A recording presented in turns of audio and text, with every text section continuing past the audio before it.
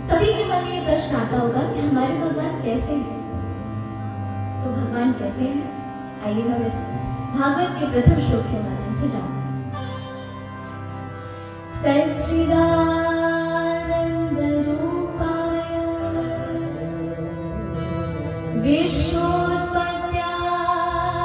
Hathaway तापत्रय विनाशाय श्री कृष्णाय वयं नमः। भगवान कैसे हैं? सच्चिदानंद रूप है, सत्य घन, चित घन, आनंद घन जो परमात्मा है। सत्य यानी क्या? जिसका कभी विनाश ना हो, जो सत्य है। चित यानी क्या? चैतन्य स्वरूप, ज्ञान स्वरूप। और आनंद स्वरूप मतलब जो दुख रहित है, जो सुख का सागर है, आनंद का सागर है, वो है परमात्मा। अच्छा, हमें किसी भी वस्तु की जरूरत होती है तो हम उसी की दुकान पर जाते हैं।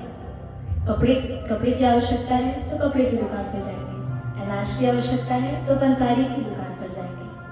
जिस भी चीज की आवश्यकता है उस दुकान पर जाना पड़ता है। तो अगर हमें सुख चाहिए तो हमें कहाँ जाना पड़ेगा? कहाँ जाना पड़ेगा? भगवान के पास। क्योंकि जिस संसार से हम सुख की कामना करते हैं वो संसार सुख रूप तो है ही नहीं, वो तो दुख रूपी है। असारः खलु संसारो दुख रूपी विमोहः। इसलिए अगर हमें सुख की, आनंद की प्राप्ति करनी है तो हमें भगवान के चरणों में ही जाना पड़ेगा, उनसे ही जुड़ना पड़ेगा। जो आनंद सिंधु सुख राशि, जो परमात्मा है वो आनंद के सागर है, सुख की राशि है। श्रुति पुराण सब ग्रंथ कहाई, रघुपति भगति बिना सुख नाही। परमात्मा की भक्ति के बिना सुख मिल ही नहीं सकता।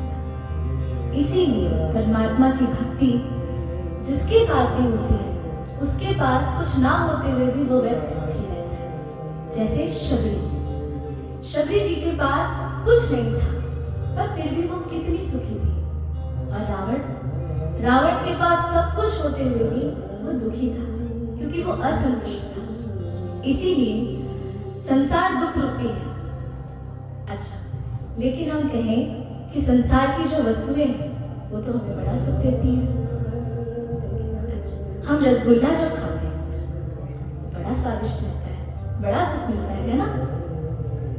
अच्छा, हम एसी में बैठते हैं, बड़ा सुख का अनुभव होता है। तो अगर ये सुख रूपी है तो अगर इसकी मात्रा बढ़ा दी जाए तो सुख की भी मात्रा बढ़ जानी चाहिए। अगर आपको कोई एक रसगुल्ले की जगह 20 रसगुल्ले बैठे बैठे खिला दे तो वो सुख बढ़ता जाएगा कि दुख में परिवर्तित हो जाएगा? अगर आप एसी में बैठे और कोई टेम्परेचर बढ़ा दे और आप कांपने लगे तो सुख की वृद्धि होगी या फिर वो दुख में परिवर्तित हो जाएगा? तो अगर ये सुख रूपी था तो ये दुख में परिवर्तित कैसे हुआ? सुख तो बढ़ना चाहिए ना। हमें संसार की वस्तुएं सुख रूपी दिखाई देती पर है सारा दुख रूपी। और भगवान करते क्या है? विश्वोत्पत्त्यादि हेतवे, भगवान संसार को उत्पन्न करते हैं, संसार का पालन पोषण करते हैं और संसार का संहार करते हैं, समाप्त करते हैं। जो भगवान इस संसार का संहार करते हैं, क्यों करते हैं? ये तो गलत बात है। संहार तो नहीं करना चाहिए। अच्छे भले संसार को संहार क्यों कर देते हैं, समाप्त क्यों कर देते हैं? ये प्रश्न भी मन में आता होगा।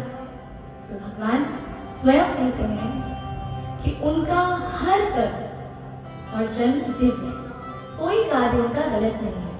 जन्म कर्म च मे दिव्यम। किसान जब खेत में फसल बोता है तो बोने के बाद उसका पालन पोषण करता है, और जब फसल तैयार हो जाती है तो उसको काट कर सुरक्षित रख लेता है। उसी प्रकार से परमात्मा भी हमें इस संसार में भेजते हैं और जब हमारे कर्म पूरे हो जाते हैं तो वो हमको उठा लेते हैं मतलब सुरक्षित कर लेते हैं और हमारे कर्मानुसार हमको एक नए खेत में बो देते हैं। तो ये भगवान की लीला है, उनके कोई भी कार्य गलत नहीं होते। और क्या करते हैं भगवान? तापत्रय विनाशाय। 3 ताप होते हैं, दैहिक, दैविक और भौतिक ताप। दैहिक ताप कौन सा होता है? जो हमें शारीरिक दुख होता है, जो शारीरिक दर्द है, रोग आते हैं, ये दैहिक रोग में आते हैं, दैहिक ताप में आते हैं। दैविक ताप क्या होता है? जो प्राकृतिक हमें कष्ट मिलते हैं, कभी बाढ़ आ जाती है, कभी अधिक वर्षा हो जाती है, कहीं भूकंप आ जाता है, ये दैविक ताप के अंतर्गत आते हैं। भौतिक ताप क्या होता है? सांसारिक ताप, जॉब नहीं लग रही उसका दुख, विवाह नहीं हो रहा उसका दुख, किसी की मृत्यु हो गई उसका दुख, आदि संसारिक। तो दैहिक, दैविक, भौतिक तापा राम राज नहीं काहू व्यापा। जो भगवान का भक्त होता है उनके ऊपर ये 3 ताप कोई असर नहीं करता, उनके ऊपर कोई असर नहीं पड़ता जो परमात्मा का स्मरण करता है। श्री कृष्णाय वयं नमः। और ऐसे परमात्मा को हम बारंबार प्रणाम करते हैं। यहाँ पर श्री कृष्ण कहा गया क्योंकि श्री को संबोधन दिया गया है राधा रानी के साथ और कृष्णाय मतलब कृष्ण भगवान। आपको पता है सुखदेव भगवान जी इस जब कथा को कह रहे थे तो उन्होंने इस भागवत में राधा नाम का उच्चारण एक बार भी नहीं किया। इसका कारण क्या है? क्योंकि जब कलयुग आ रहा था तो सुखदेव भगवान ने राधा रानी से कहा कि माता जी ये कलयुग आ रहा है, इसमें हम क्या करेंगे, कोई उपाय बताइए। तो राधा रानी ने क्या कहा कि आप एक काम कीजिए, आप मेरा एक बार भी नाम ले लेंगे तो आपको सीधे 6 महीने की समाधि लग जाएगी। तो सुखदेव भगवान जी परीक्षित को कथा सुना रहे थे तो उनके पास तो 7 ही दिनों का समय था। अगर उन्होंने राधा नाम ले लिया होता, उनकी 6 महीने की समाधि लग जाती तो परीक्षित का कल्याण हो पाता? नहीं होता। इसीलिए भागवत में उन्होंने कभी श्री शब्द से संबोधित किया है, कभी किसी अन्य शब्द से संबोधित किया है। तो ऐसे परमात्मा को हम बारंबार प्रणाम करते हैं।